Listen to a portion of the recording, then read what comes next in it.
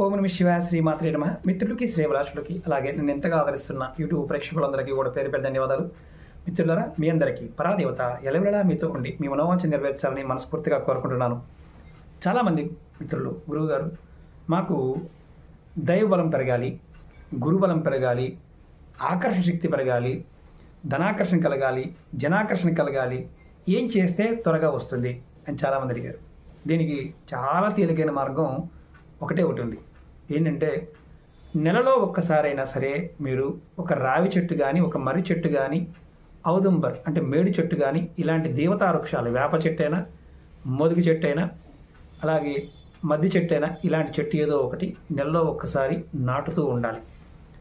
వాటికి నీరు పోస్తూ ఉండాలి. అది మీరు బయట ఎక్కడైనా నదీ పరివాహక ప్రాంతాల్లో చేస్తే చాలా అద్భుతంగా ఉంటుంది. ఇలా చేస్తే ఖచ్చితంగా అదృష్టం కలిసి వస్తుంది. ఓం నమ శివాయ శ్రీమాత్రే నమః.